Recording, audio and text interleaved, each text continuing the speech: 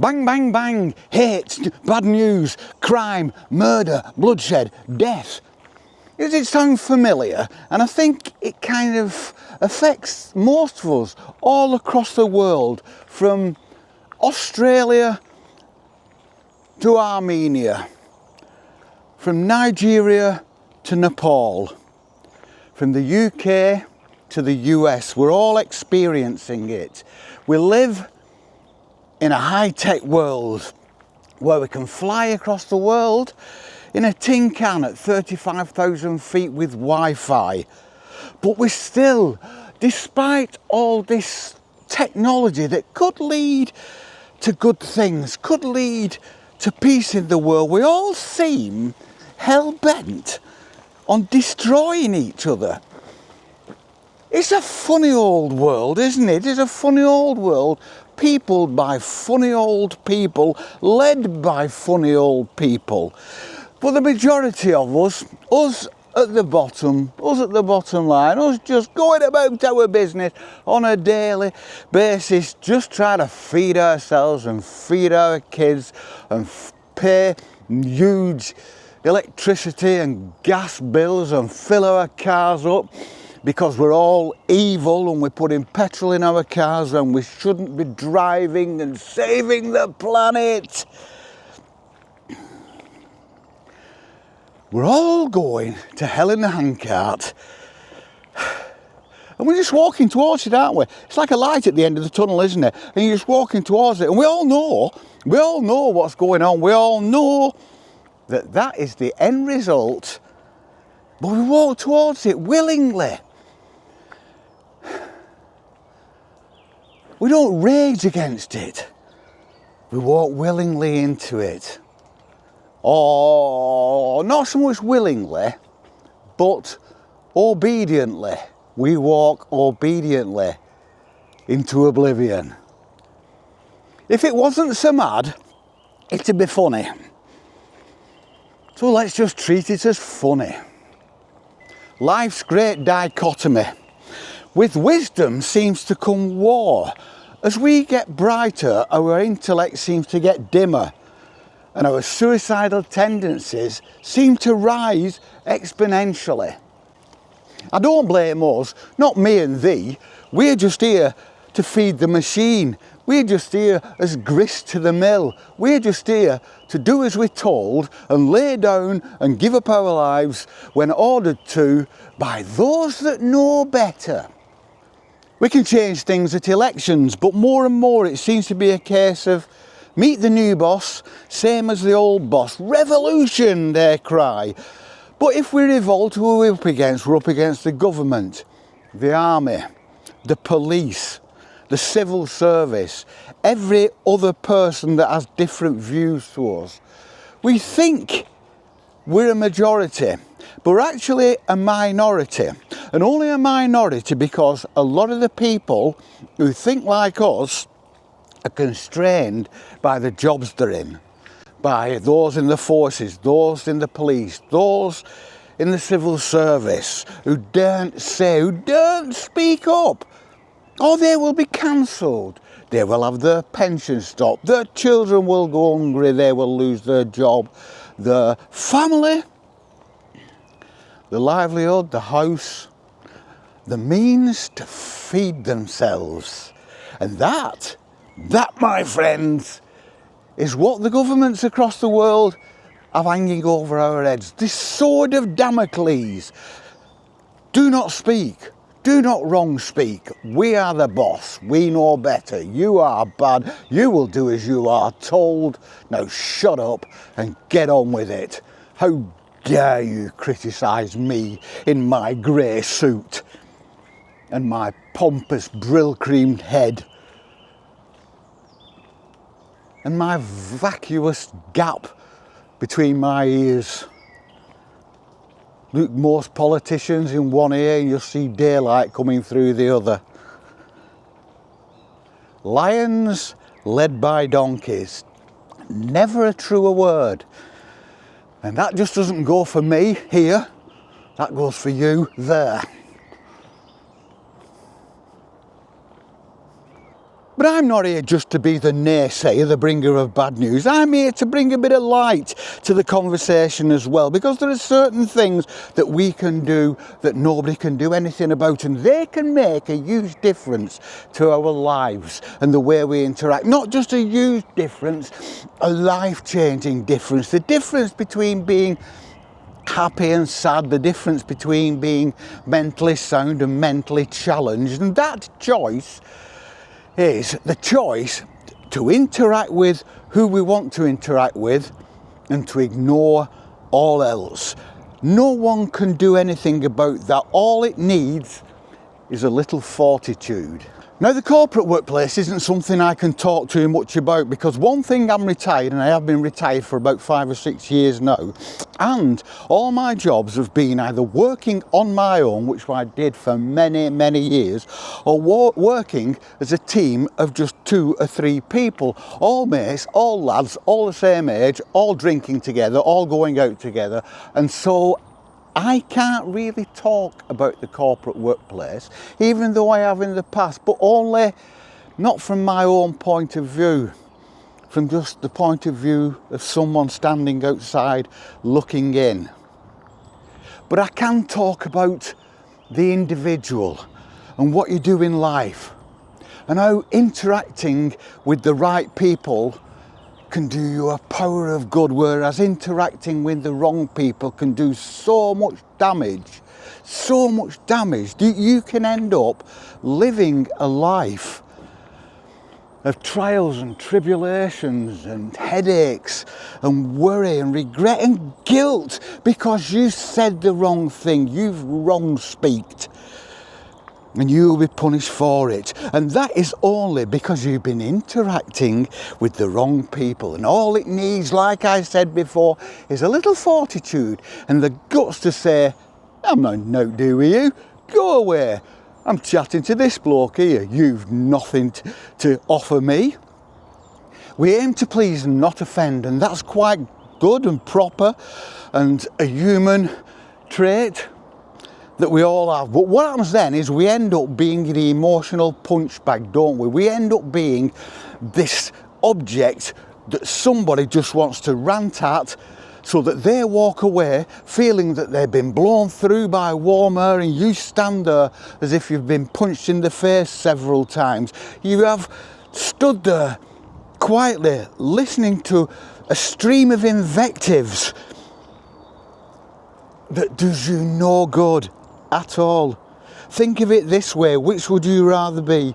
Would you rather be standing looking at a beautiful view, standing on a beach looking at the sea, standing on a hillside looking at a beautiful view, or would you rather be standing with somebody in front of you screaming and shouting and telling you about everything they don't like and saying, what's your view on this, because they want a reaction, they want somebody to argue with, and all this time, and it builds up over a lifetime, all this time you're just saying, please leave me alone, please let me be, I just want to be here on my own, I just want to be a happy person, I don't want to do you any harm, I don't want to do anybody any harm, but please leave me alone and stop shouting and screaming in my face.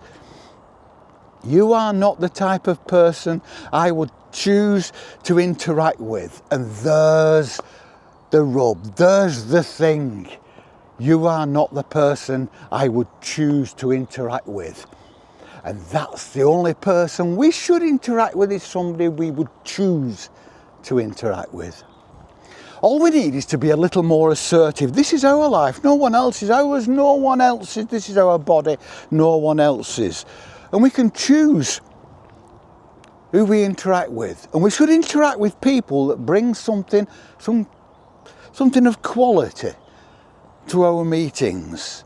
When you have a conversation with somebody, you bump into in the countryside on the street and you just strike up a conversation and you both walk away from that with a smile and thinking, what a nice person. I had a nice little chat there and I feel good, and we'll get on with my day now with a little feeling, a little frisson of well-being, a tiny little feeling from a brief interaction that is a positive in my day?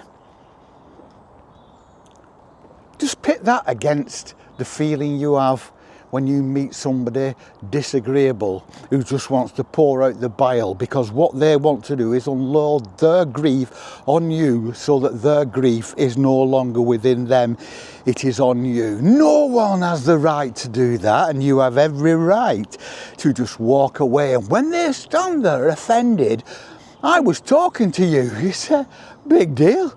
It's my choice to interact with you. You were talking to me. How dare you?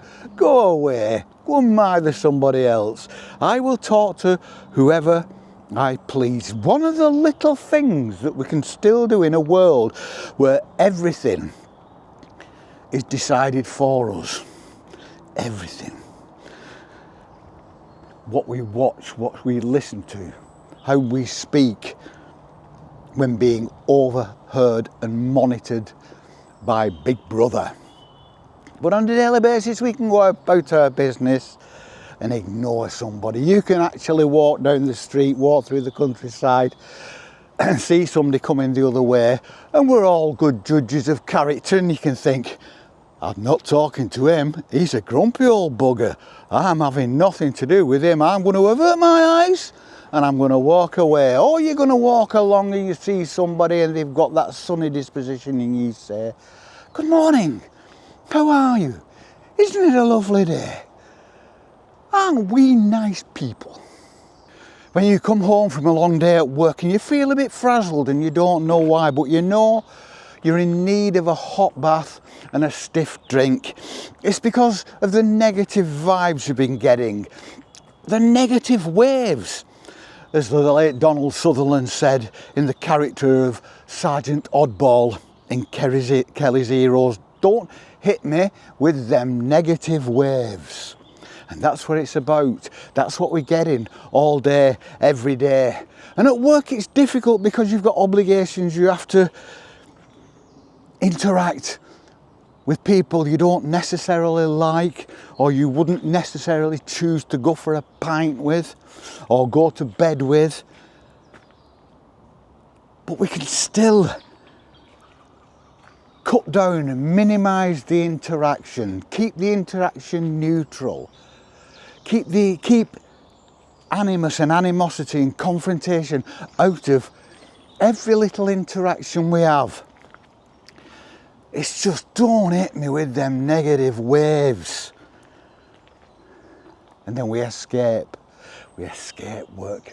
We escape into our private lives. We have that hot bath, we have that stiff drink. And then we go out in search of conversation. We go out and we meet our fellow man, and we ignore the ones we don't want to talk to, and we interact with the people we want to interact with. And that's how it should be, but it isn't like that too many times. So often we feel obliged to stand and be shouted at, and to have somebody grumble and grunt and tell us about their problems because we are nice people, and that we've got an obligation to. I don't want to upset. Don't bother about upsetting people because they will upset you. They're not bothered about upsetting you. Turn around and walk away. And go and find somebody who's nice and lovely, like me and thee. We are not our own people, and we should be. Ignore the naysayers, the skeptics and the doubters. We owe them nothing. We owe them nothing at all. Not even the politeness of interaction. We owe them nothing. We owe no one anything. But there's certain things we owe to ourselves. And one of those is to be polite. I can ignore someone and be polite about it. You can ignore someone without offence. Any offence is offence taken, not offence given, and there's nothing you can do about that. You don't give offence. If somebody wants to take offence at your not giving offence, then that is a problem. And not only is that a problem, that is their problem. And not only is that their problem, that is a good reason for not interacting with them, because they obviously have a problem with interaction. Get offended easy. Get offended at nothing. An offence, taking offence and being offended. What a bloody waste of time that is. And we see it every day on the media, don't we? People pointing and shouting at each other and taking offence. You don't need to take offence at anything. You could have an interaction with somebody, disagree with them intensely, let them shout and scream and call you every name, but that's no reason for you to take offence. You can mock them internally for their lack of emotional maturity. But don't take offence. Just smile. Just smile at them. There's nothing better. There's no better weapon in the world in an argument than a nice smile. You're right. You're right. Oh, of course you are. You're right. Pat you on the head. Now off you go. Life can be so easy when you choose your interactions. Out here I don't have many interactions. The thing is, when I bump into people, they are for the most part like-minded spirits, but we do come across people out here. And I will say hello to them. But as soon as they start on the old, what about this, what about that, what do you think, you're a bad person, I'm a good, but once you get the feeling, walk away. Walk away. That's one of the great things about being a human being. You can walk away. And if you walk away, you cannot be blamed at all for starting any kind of argument or offence. You are completely innocent.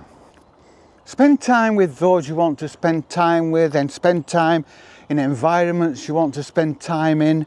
Interact with people you want to interact with. Read words that fire your imagination.